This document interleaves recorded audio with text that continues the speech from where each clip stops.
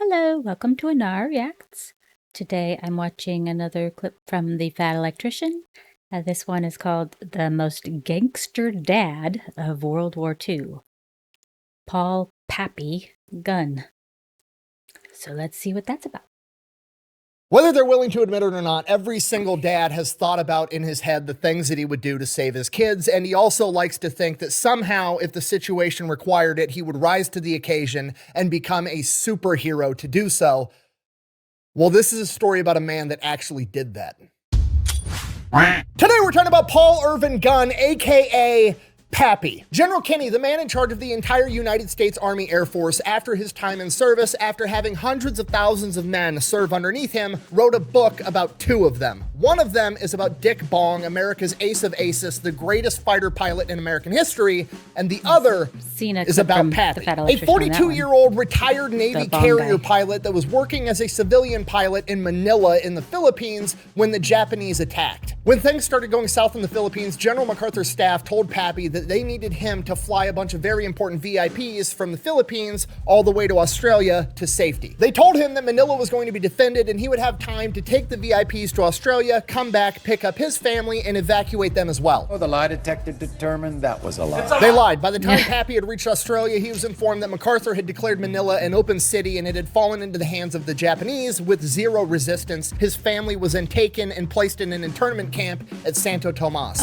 Pappy then goes on a one-man rampage to get his family back, launching multiple rescue attempts, crash landing his plane multiple times before he comes to the conclusion he's not going to be able to do this by himself. The only way he's going to be able to get his family back is by helping America win the war. In order to do that, he steals an entire fleet of B-25 medium bombers from the Danish government, takes them back to his base, heavily modifies them by sticking 850 caliber machine guns in the nose, a feat that engineers said was impossible, creating the first predecessor for the A-10 Warthog. He then proceeds to train a bunch of other pilots how to fly these things and takes them out on missions where they wreak havoc on enemy ground troops in the Pacific. And after they've killed so many enemy soldiers that they need reinforcements and they're sending in a massive reinforcement convoy with supplies and an entire infantry division, Pappy heavily modifies the B-25s again to perfect a tactic known as skip bombing and utilizes them to destroy the entire reinforcement convoy before it ever reaches the coast, which directly leads to the liberation of the Philippines. General Kenny said that Pappy Gunn was more important to the war effort than any Japanese general ever could have been. So if this is true, how have you never heard of this guy? It's because General Kenny also made it illegal for journalists to write stories about him at the time because they didn't want the Japanese finding out who this guy was and how much trouble he was causing, because then they would take it out on his family in the internment camp. But since that's no longer a concern, we can talk about it right after word from our sponsor. Delete me. You're not my wife. Yeah, nope, the wife and kids unionized, so you're served. Great. You know, I'm going to have to redo the camera angle because you have to hunch down because you're so much taller than my wife if you're replacing her, right? All right, you guys know the deal. Delete me. Online subscription model. You give them money every month. They turn around and make sure that data brokers on the internet aren't selling your personal information. What does this actually do in practice? It gets rid of your personal info, isn't just floating around the internet for anybody to be able to buy for a couple of bucks. Can't I know what you're thinking? Because I thought the same thing. I don't want to give Delete Me all my personal information either. I'm trying to get my personal information off the internet. Why would I give it to an internet company? You don't really have to give them your personal information. It's honestly kind of creepy. I gave them my name and my email address, and that was it. They came back to me a couple of days later and was like, is this your address or one of your previous addresses? It was. Is this your mom's full name? Uh-huh. Is that your dad's full name? Uh-huh. Are you related to this person? Did you go to this high school? They knew everything about me and knew exactly who I was just by me giving them my name and my email. All I had to do was answer a couple of yes or no questions as to whether or not that was in fact me, which it was, at which point they're like, cool, go ahead, pay for our subscription service. We'll go to all the data brokers where we found this information and force them to delete it. And as long as you keep being a paying member, they will continue to monitor all these data brokers for your personal information. And if these data brokers do acquire it again, they will force them to delete it again. In my opinion, it's definitely worth it. I've been using them since before they were paying me to talk about them, and I'm going to keep using them after they quit paying me to talk about them. If you want to give it a try, I'll have a link and a discount code down below. Let's get back to the video.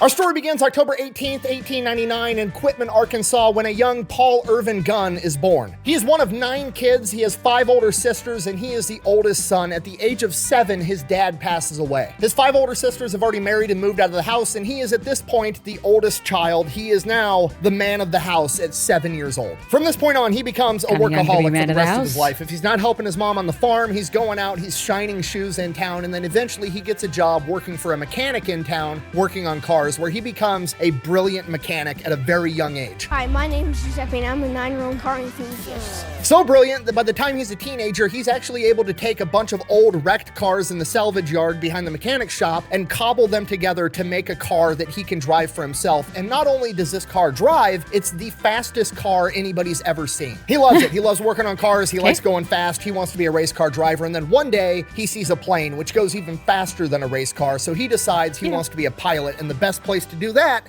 is in the United States Navy. But he can't leave his mom. Mom needs him to help make money so that she can keep the house and the family afloat. So he can't leave her high and dry unless he can figure out a way to make a shit ton of money and leave it with mom. Then he could go off and achieve his dream. The only problem with that is the only honest legal way to make money is to work at the mill in town, and that only pays 75 cents a day. That's going to take him years to save up enough money. That's not going to work, so he decides to do it the illegal, dishonest way. He's 16 years old, he can drive his ass off, and he's got the fastest car in town, so he becomes a bootlegger for the mafia running alcohol during Prohibition. I was thinking drag racing, but okay, He gets paid bootlegging. $30 for a single run. He's making $30 in a night when most other grown men are making 75 cents a day. He winds up saving up hundreds and hundreds of dollars for his mom. After he's finally saved up what he thinks is going to be enough money, he's going to go out on one last mission. He's going to go out on one last run, and on that run, the police set up a trap and they catch him on a bridge. He gets arrested. This is going on during World War I. The draft is in place, at which point he's taken to court and he is given the options: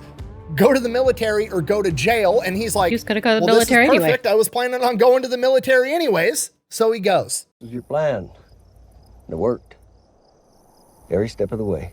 Ships off for basic training to the Navy, does great, everything's going awesome, and then it dawns on him, you have to be an officer to be a pilot. He's enlisted. There's no way they're gonna let some guy who's here to avoid jail go off and become an officer, so his dreams of becoming a pilot aren't looking that great, at which point he decides he's gonna be the next closest thing he can be, just to be near the planes and to do something he enjoys. He's gonna become an aviation mechanic. And that's what he does He for the already next has 6 some years. He's an mechanic aviation experience. mechanic, and he is ungodly good at it. Like, the dude is just naturally talented, mechanically inclined. He can look at something and just know how it works. And while he's doing that, he's sending a bunch of his money back home, and the only money he's spending on himself is he's going out on his own personal time and paying civilian pilots to train him how to fly planes. During this period of time, he also meets his wife Clara, and they end up getting married. And at some point along the line, Pappy is like, you know what? You look more like a Polly to me. He literally names his wife after himself, which is the second pilot I've covered on this channel that just randomly renamed their wives. I don't know super what's weird. going on What with the that, hell? but yeah, it happens. So now he's married to Polly. Hello, horse. I should call you Burger. Now, right around the time his first 6-year enlistment's about to be up, there's this big push through Congress to be able to have enlisted guys go and be pilots. And for this, Pappy's a shoo-in. He already knows how to fly planes because he's been paying civilians to teach him, and he knows the inner workings of every single plane that the U.S. Navy has. Because of this, they tell him that if he re-ups for another 6 years, they'll give him one of these pilot slots and he can go off to flight school, so he takes it. Graduates flight school, no problem, goes off, gets attached to VF-1, one of America's first ever fighter squadrons known as the Top Hatters. This is one of, if not the Hadn't best heard of fighter it, but squadrons okay. America has at the time, and they are the ones that go through and basically pioneer combat aviation between World War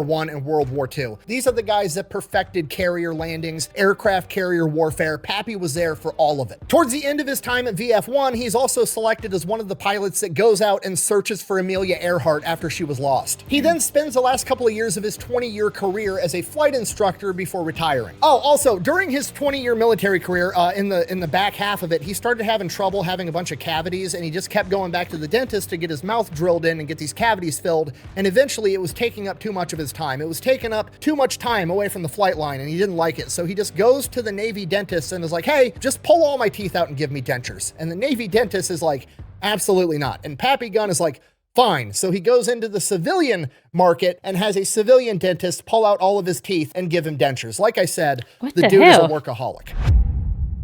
Yeesh.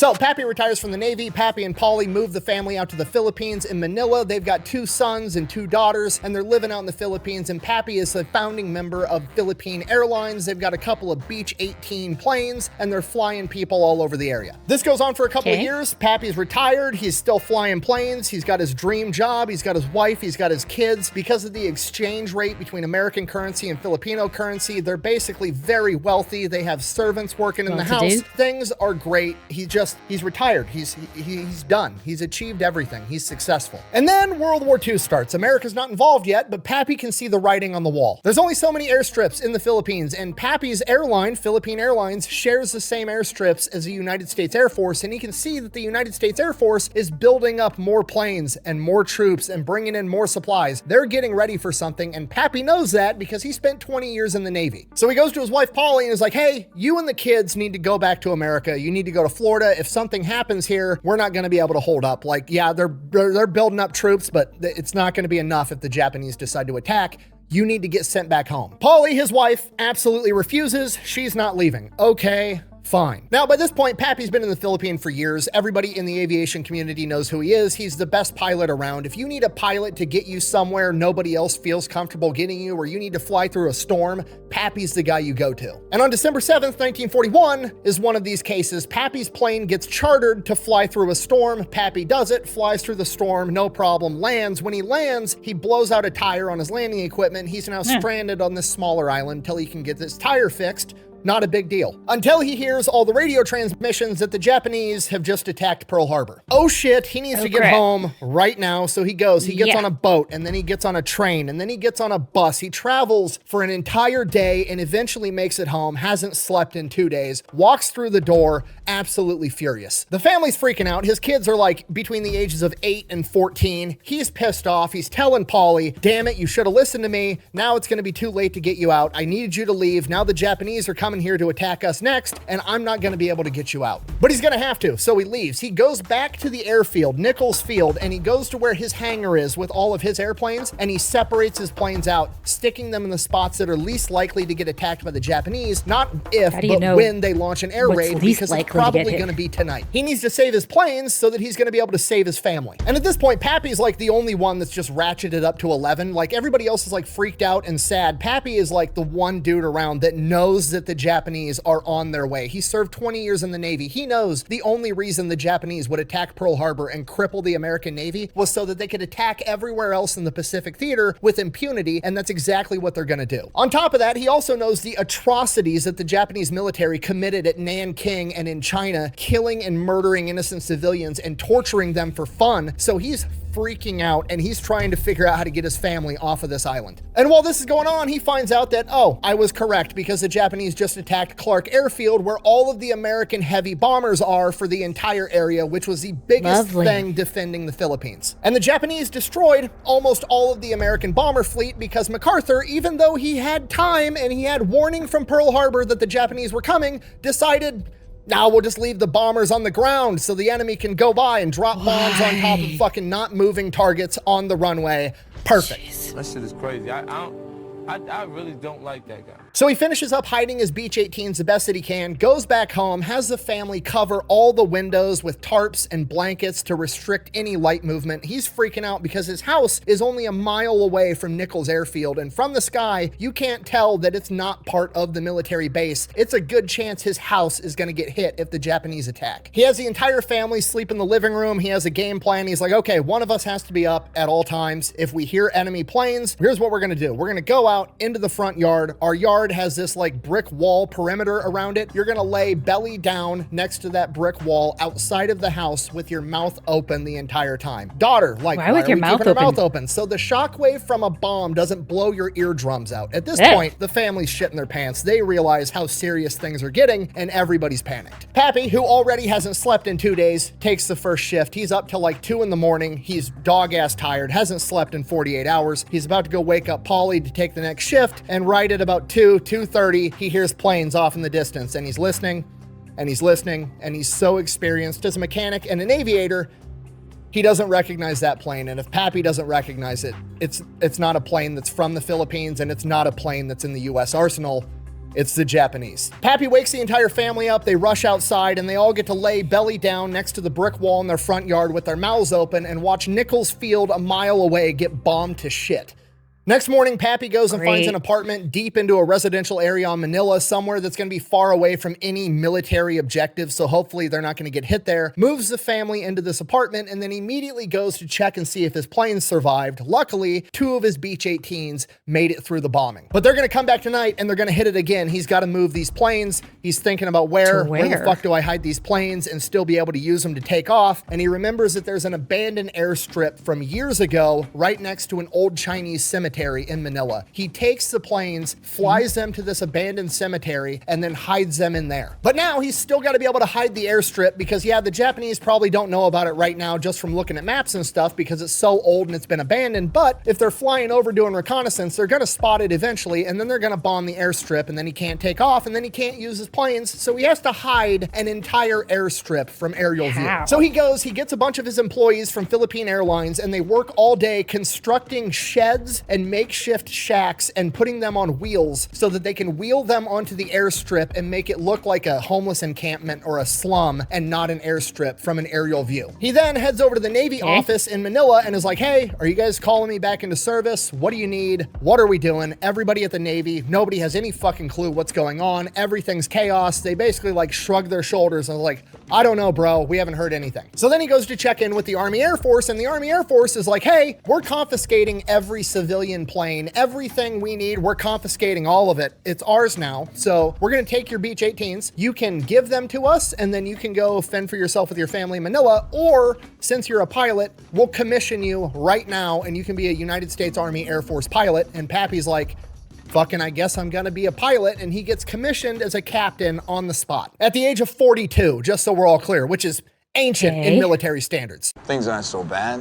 Food's a lot better. We used to boil everything. No polio's good. Internet, so helpful. From here, Pappy's working like 18 hours a day as a pilot, doing whatever they need him to do. He's flying VIPs from island to island. He's moving supplies around in his Beech 18, whatever they need. He's working like 16 hours a day. And then when he goes home, he's working, trying to figure out how to get his family off this island and how to keep them safe. One of the things he needs is an air raid shelter for his family. He can't dig one because the water table in the Philippines is so high, it'll just flood. So he steals this giant boiler, cuts it open, and then builds an air raid shelter inside of this massive boiler that'll be able to deflect shrapnel, ideally bullets and everything else, and has his army guys serving under him deliver it to the front yard of their apartment, and it's just sitting in front of their apartment. Then December 13th, 1941, Pappy's on a solo mission doing a supply run, and while he's out there, basically enemy airspace at this point, 2 Zeros get on his tail. He's in a Beech 18. It's a civilian aircraft with no armor, no guns, no defensive measures. He doesn't have a parachute, and to make things worse, he's got extra fuel tanks in the back. They're not self-sealing. He's basically flying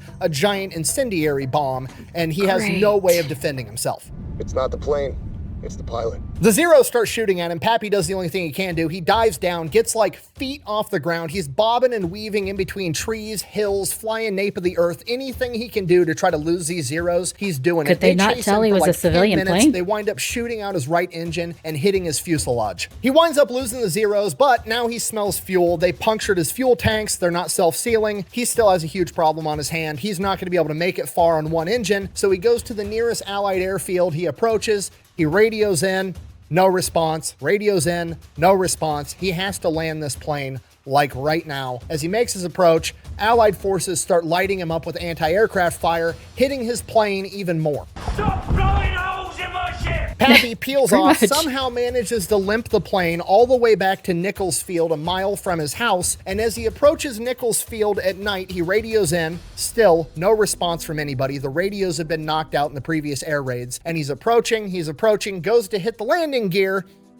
The hydraulic system for his landing gear's out too. He now has to belly land a plane with leaking fuel tanks in the middle of the night. Somehow he does it. He crash lands this plane, ends up ripping the wing off. The plane's absolutely totaled, but he survives. He's got one plane left, and then he just kind of like goes home. He's later told by the mechanics that his plane had 130 bullet holes in it. But, you know, whatever. He smokes a cigarette and heads home.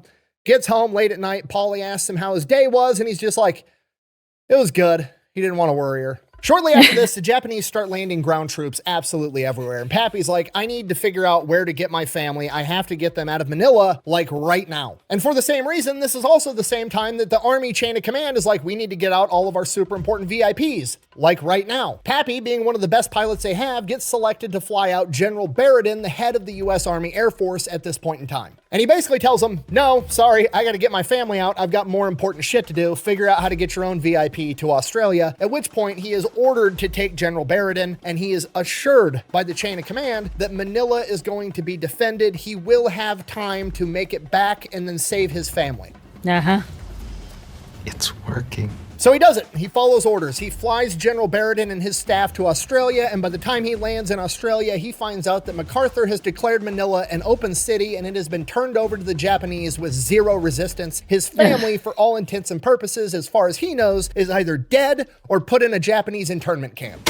Son of a bitch. Pappy flies off the fucking handle. He is pissed. He followed orders. He doesn't give a fuck about orders. He doesn't care about rank. He doesn't care about the military. He doesn't care about anything other than saving his family. And he's gonna do whatever it takes to get it done. And now they're trying to tell him he's not allowed to go back to the Philippines because it's too dangerous. Guess who doesn't give a single fuck about orders ever again?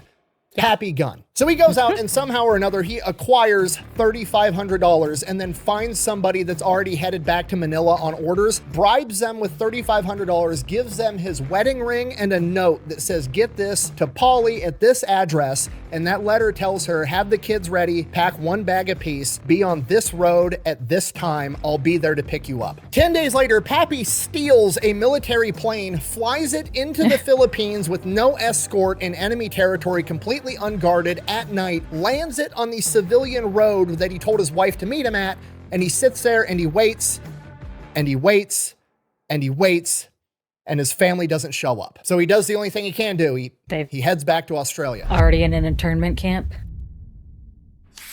Pappy gets back to Australia, starts trying to figure out what to do, starts going to different military units. Pappy, he just got commissioned as a captain. He wasn't attached to a unit formally. They were just like, here's your commission, go do whatever the fuck we tell you, and that's what was going on. He doesn't really know who his chain of command even is, so he just starts wandering around military bases from unit to unit, trying to figure out how he can help. He starts volunteering for any dangerous mission, recon, supply runs, anything that will get him back or close to Manila so he can ideally also rescue his family. During this time, he never gets the opportunity to rescue his family. Allegedly, according to legend, he crashes 3 to 5 planes, survives every single one of them, and just somehow keeps making his way back to Australia. And every time he makes it back to Australia, nothing's improving. Everybody is just kind of like scrambling around. Nobody knows what the fuck is going on. A lot of people just aren't doing anything because nobody knows what to do. And then Pappy eventually finds Colonel Davies of the 27th Bomb Group, who has the same attitude and demeanor as Pappy of, we need to get shit done. And the problem Colonel Davies is having is he can't get any supplies from the US government because the Quartermaster Corps isn't in warfighting mode. They're in like do everything by the book mode. So they're just hoarding all these supplies in warehouses and refusing to give them out to the combat units, so they can't get anything done because they can't get their planes up and running. So Pappy decides he's going to take matters into his own hands. He goes to Colonel Davies and is like, hey, give me a couple of mechanics that know everything you guys need to get these planes up and running, and we'll go get it. Colonel Davies gives him the 2 mechanics. They hop in 2 trucks. They drive out to a Quartermaster U.S. military warehouse with Tommy guns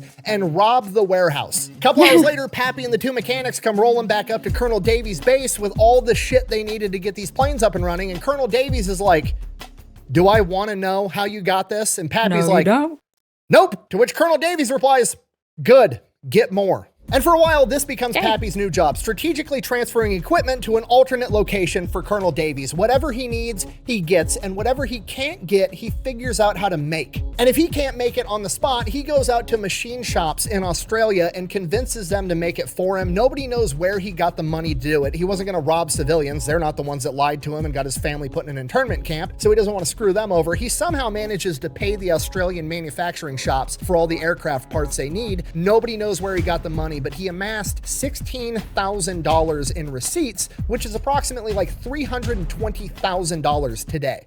was all this legal? Absolutely. Pappy is a man possessed. He's working 24/7 all the time. People are going, they're working first shift, second shift, coming back to work, and Pappy is still there working. And this is where the legend of Pappy Gunn starts to take off, and he gets the nickname Pappy because everybody's like, who the fuck is this old captain that works 24/7, doesn't need to sleep, and is willing to rob people with a gun? And after working around the clock for weeks, they finally got a bunch of the P-40s ready to get into the action, and they're gonna ship them off to Bataan to help the Allied forces fight the Japanese. Only problem, for the most part, these are all rookie pilots. Navigating over open ocean is extremely difficult, and they don't know the area, so Pappy's like, fine, I'll do it myself. I will guide the P-40s there in my Beech 18. And who knows, maybe I'll be able to slip off and rescue my family. So they take off, Pappy's in his Beech 18, he's guiding the P-40s. They're gonna have to make multiple stops to refuel on different islands along the way, and they make it to their second refueling point, and one of the P-40s blows a tire. So naturally, they're gonna leave that P-40 there, wait for it to get repaired, and the rest of the P-40s are gonna continue to Bataan. No, I'm just kidding. The commander is like, no, that would be too risky because then there would be one P-40 traveling by itself, and he would be an easy target for the Japanese. So instead of having the P-40, the warplane designed for aerial combat, travel by itself, we're gonna have Pappy in his Beech 18 civilian plane with no armor, full of fuel tanks that aren't self-sealing, and no guns. We're gonna have him fly back by himself, pick up a tire, bring it back, and then he can fix it because he's the mechanic. Seems fair.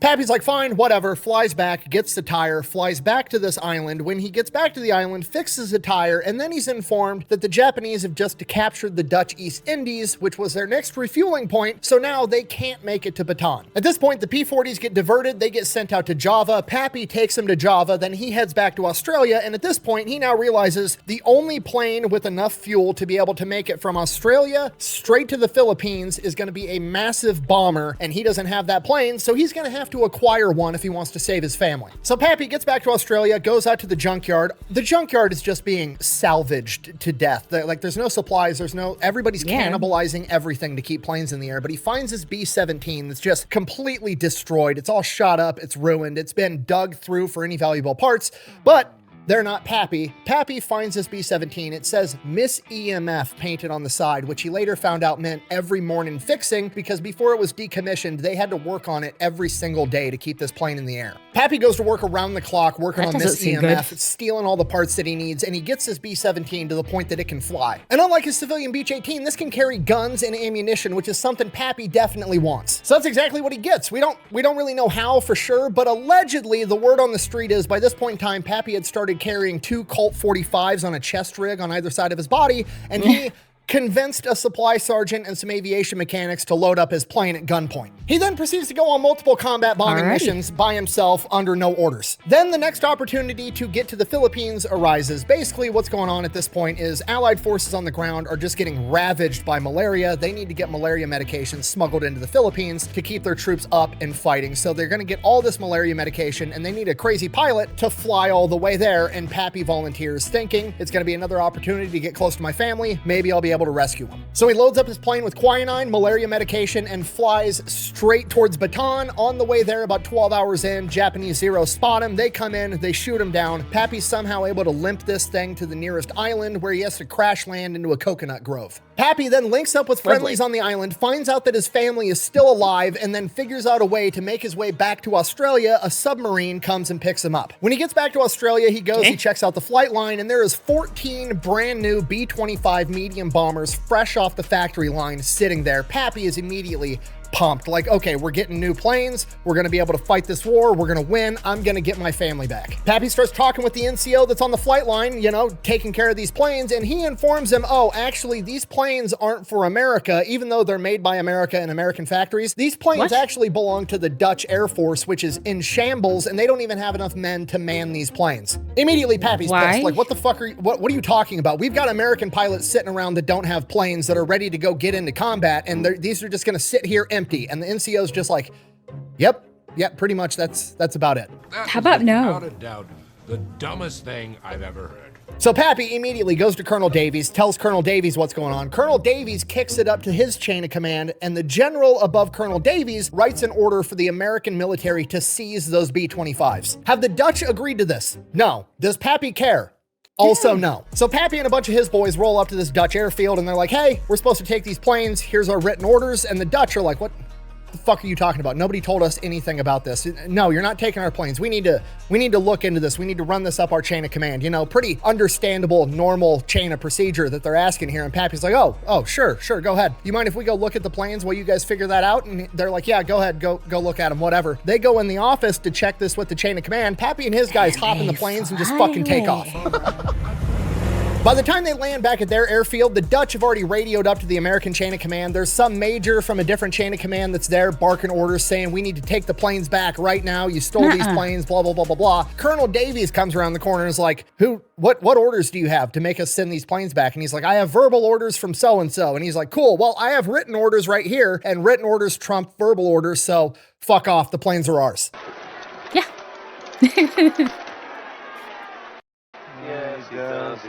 Pappy has just strategically acquired an entire fleet of B-25 medium bombers. But there's a problem. They don't have bomb sights, so they're kind of worthless. The Dutch probably took the bomb sights out and then locked them up in the weapons cabinet, which would be standard procedure at this point in time. So, yeah, they're basically giant transport planes without the ability to accurately bomb, so they're worthless. At which point, Pappy says, I'll be right back. Pappy takes off, goes back to the Dutch airfield with his Colt 45s and robs the supply sergeant and takes the bomb sites and brings them back. Okay. Pappy doesn't give a fuck. What are they gonna do? Court-martial him? They already got his family put in an internment camp. He doesn't care. So now Pappy starts learning everything about bombers, right? He was a Navy pilot. He's only done dive bombing. These things can't dive bomb. They're big conventional bombers dropping bombs from, 10,000 feet up in the air. And he very quickly realizes that that's not effective against ships at all. He's gonna have to figure out a way to successfully use a B-25 effectively against enemy ships. And he decides you're just gonna have to fly super low and go right above them and drop the bombs, to just literally park it right on their foreheads. That's the only way this is gonna work. The problem is you're gonna get absolutely lit up by enemy anti-aircraft fire, so now he has to figure out a way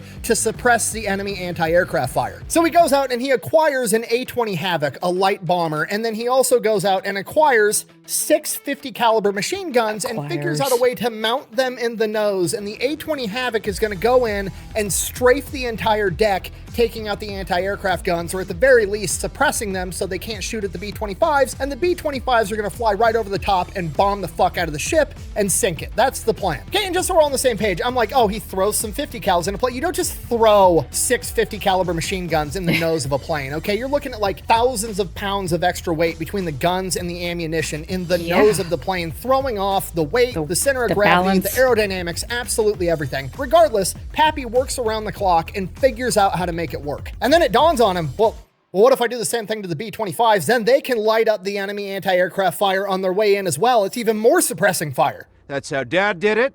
That's how America does it. And it's worked out pretty well so far. So Pappy goes to work again. This time it's way harder for whatever reason. The aerodynamics, the center of gravity just aren't working out. He's trying to mount 8 50 caliber machine guns in the nose of a B-25. He is working on it like 20 hours a day, nonstop. Just a man that's absolutely possessed. While he's doing this, he winds up breaking his pinky. He smashes it somehow, whatever. He breaks his pinky. It's all mangled. It's hanging sideways. Goes to the doctor, gets it splinted. The splint keeps coming off. He keeps bumping it on shit. It fucking hurts. Finally, he's had enough. It's taken too much of his time off from his project so he can save his family, and it's just a pinky. He doesn't fucking need it. So he goes to his medic and he's like, hey, I need you to cut this off. And the medic is like, dude, I'm just a medic. I'm not a surgeon. Let's take you to the hospital. We'll see what they can do. He's not even trying to question this guy. He knows Pappy at this point. He knows he's serious. So he goes to the hospital with Pappy. They go in, they talk to the surgeon. The surgeon's like, oh, we can splint it. We can do a cast. I can do some surgery, blah, blah, blah, blah, blah. And Pappy's like, no, just cut the fucker off. I'm busy. I don't have time for this shit. And the surgeon is like, I can't ethically do that. At which point Pappy pulls out one of his 45s, points it at his finger and says, you're going to cut it off or you're going to clean it off the wall. What do you want to do? The doctor cut it off. And Pappy goes right back to work with 9 fingers.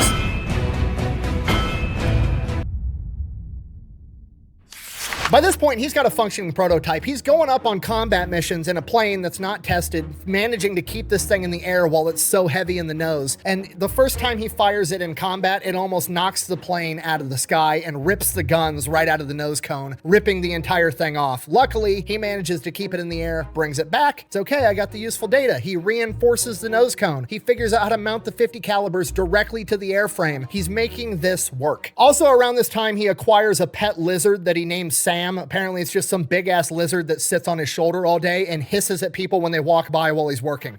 So everybody's just kind of like Interesting. The old crazy dude Pappy has just, he's lost his fucking mind. He continues working on the plane. He continues going up on these test runs. Sam the Lizard is flying shotgun on his shoulder the entire time. Eventually, he thinks he's got it. He thinks he's perfected the design. He has made this plane work somehow, and he wants to go test it. The problem is, there's no combat missions for the day, so he takes off anyways, and he's just flying around looking for something to shoot. He flies over a farm, and he sees a cow. Pappy and Sam, it was probably Sam's idea, but Pappy ends up strafing this cow, and allegedly, the 50 caliber machine gun fire from 850 cals picked the cow so high up into the air that he actually flew underneath it. We even had a guy that picked up an oxen with his 50s coming off a target and flew under the oxen. He then lands his plane, goes, apologizes, pays the farmer $16, loads what's left of the cow into his plane, brings it back to the base, and that's what everybody had for dinner that night. Love that barbecue. Regardless, the plane is, it's almost done. It's almost there. He's just got a few more things to refine, and while he's working on that, he hears that the United States Army Air Force has this new general in charge of everybody, and he's like, I don't care. It's one more bureaucrat to fucking annoy me that I'm not going to listen to. Just keep them away from me. So General Kenny, you know, Dick Bong's boss, General Kenny, like the famous General Kenny, he winds up showing up to theater. He's, you know, getting ushered around, meeting all the leadership, and he keeps hearing story after story about this crazy 40-year-old dude that's trying to get his family back, that's going on every crazy mission they've got, and he's just working like a madman on building some Franken plane in the hangar, and he's like, I gotta fucking meet this guy. So he goes out to the aircraft hangar where he's working, and they meet. And at first, Pappy's like, fucking great, another bureaucrat's gonna tell me I can't do what I'm doing, can't save my family, whatever, I don't care. But they meet, they start talking, and he very quickly realizes that General Kenny is not only a capable airplane mechanic that knows what the fuck he's talking about, he also wants to win this war and isn't afraid to do unconventional shit. I thought I was the only one. Because General Kenny has a pretty big history of wanting to do unconventional shit as well. He actually helped pioneer, design, and convince the American government to build 23-pound fragmentation bombs back in the day, and he has 3,000 of them laying around, so he goes to Pappy and is like, sounds like it could be pretty useful to drop those on top mid-strafing run. They got little parachutes, they float down, 23-pound hand grenades just explode all over the enemy after you strafe the shit out of them, and Pappy's like, fuck yeah, I can make that work. He then shows General Kenny the A-20 Havoc that's already up and functioning, and he's like, I could probably mount him in here and we could drop him after we do the strafing run. And he's like, that would be perfect. Also, if you can make me more of these, there's a bunch of combat going on in Papua New Guinea on this place called the Kokoda Trail that we're having all this ground combat. I could send the A-20s in to strafe enemy ground troops on the trail. It would be absolutely devastating. So that's exactly what they do. Pappy builds 15 more of the A-20 Havocs. They go into combat at the Kokoda Trail and play a decisive factor in the victory. And Pappy Gunn's not about to let all the other pilots have all the fun in the planes that he just built, so he goes to the Kokoda Trail and conducts 5 ground strafing missions. On his 5th mission, he's up in the air with Sam, strafing enemy soldiers, and then he gets hit with shrapnel that impales his arm to his chair and ends up killing Sam, and Sam dies in his hand. Oh, man. Killed his dog. Okay, Pappy hasn't gave a fuck in a long time. Now he's running at an active deficit. They've killed the only thing that's brought him any joy in the past, like, year and a half. But the silver lining is, General Kenny, seeing how effective the A-20 Havocs were at ground combat, makes Pappy Gunn his head of special projects. Pappy no longer has to steal shit. He no longer has to acquire stuff and rob people. He has a blank check with the DoD budget. He's gonna get whatever the fuck he wants, whenever he wants it. And with that, he decides the B-25s might be even more effective at sinking enemy ships if they could skip bomb. Skip bombing was a technique that was originally pioneered by the British, where the plan was fly really fast right above the water, drop your bomb going so fast that the bomb skips across the water like a rock on a pond and then clashes into the side of the enemy ship and explodes. Pappy goes in, gets his skip bombs, modifies the fuses so they have an 11-second delay, giving them enough time that they're going to be able to punch into the enemy ship's hull and then explode on the inside. He then retrofits the B-25 to function with this new skip bombing technique, and then he goes out and tests it on some abandoned ship they have off the coast, and it's effective, at which point he goes to work with a bunch of other mechanics, modifying all 14 of the B-25s, and then he gets more B-25s coming in, and he modifies all those too. So now the B-25 has been changed from a medium bomber into what amounts to an A-10 Warthog that can skip bombs at you.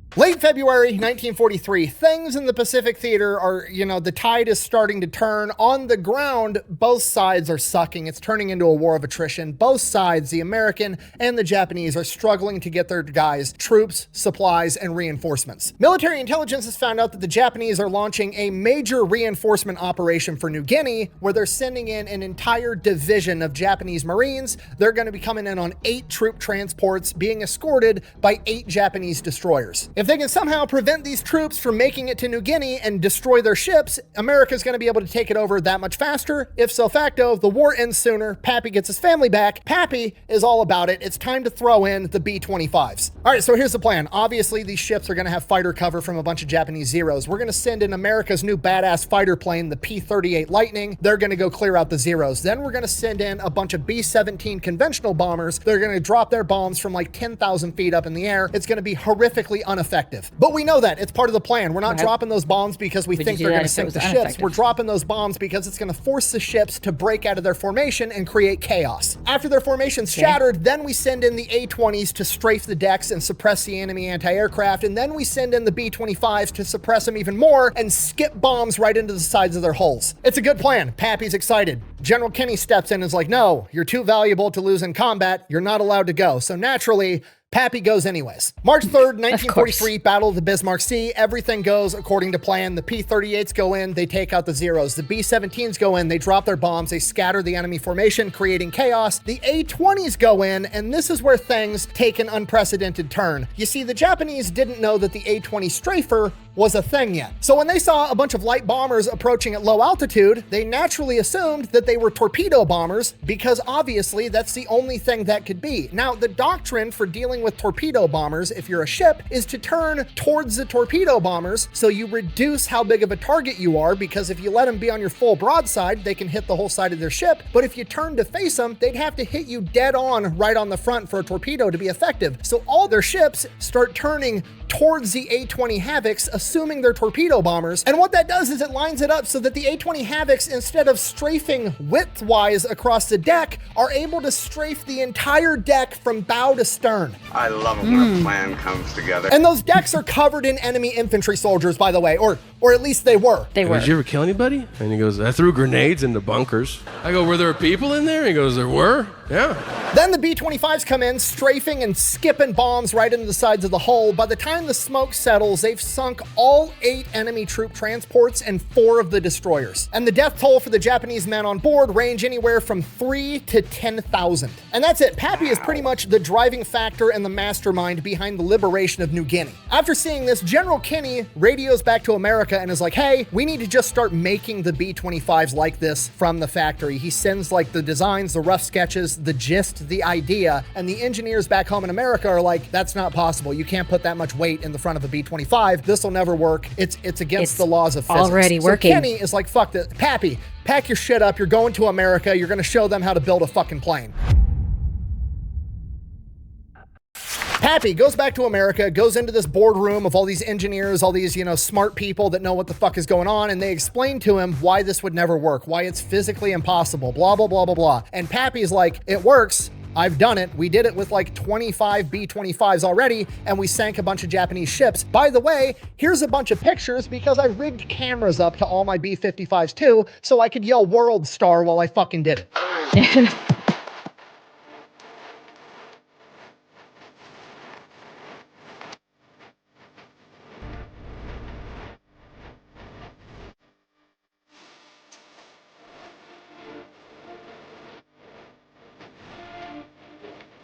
Pappy then goes and shows the engineers how he did it, and this becomes an official manufactured model of the B-25, the B-25 Strafer. After that, Pappy heads back to Australia, gotta save his family, gets back to Australia, starts working as a head of special projects for General Kinney again, and then he finds out that the engineers back in America one-upped him. They didn't figure out how to mount 8 50 calibers in the B-25. They figured out how to mount 12 50 calibers in the B-25, and that's gonna be the new standard B-25 Strafer. Okay, Okay, they've one-upped them. Sure. Is there multiple of them? Yes. Do they have engineering degrees? Yes. Do they have unlimited resources and didn't cobble it together in an aircraft hangar in the middle of a war zone? Yes. But also, Pappy Gunn's not going to let that shit stand. He's got to one-up them back. Pappy goes back to work in his lab. You know what's cooler than a B-25 with 12 50 caliber machine guns? A B-25 with 4 50 caliber machine guns and a 75 millimeter fucking tank cannon out of a Sherman tank. Yes, he actually does this. Not only does it work, he actually goes out in the testing and sinks multiple enemy ships with a fucking tank cannon he mounted inside of a plane. And then it also becomes an official B-25 design, the B-25G. By August of 1943, Pappy's designs are getting mass produced in America and sent into combat, and they are playing a pivotal role in ground warfare. They are part of the reason that we were able to win the WW2 campaign in 1943. But this still doesn't solve the problem. Like, okay, cool, America's winning the war now, but also I still need to get my wife and kids back. So he starts plotting on how he's going to get back to the Philippines and rescue his family. By 1944, intelligence says that the Japanese are storing hundreds of Japanese planes in Manila on Dewey Boulevard, and Pappy's like, they're in a straight line. They're on a fucking street. Let me load up the B-25 with extra fuel tanks. I will fly straight there. I've got enough for a one-way trip. I will strafe all of these planes, take out hundreds of Japanese planes. I'll either land or I'll crash land, and then I'll figure out how to make it back to Australia. In reality, in the back of his head, he's like, then I'm going to go rescue my fucking family. But General Kenny steps in and is like, no,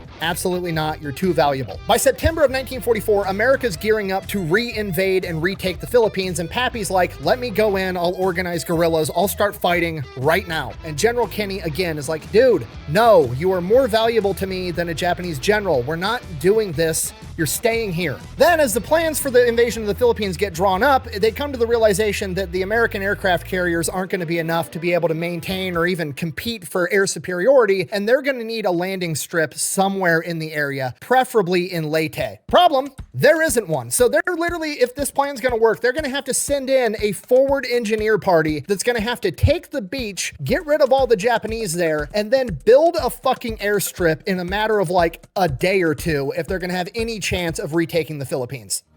You built an airstrip in a day? We need your help to win this battle. Let's go.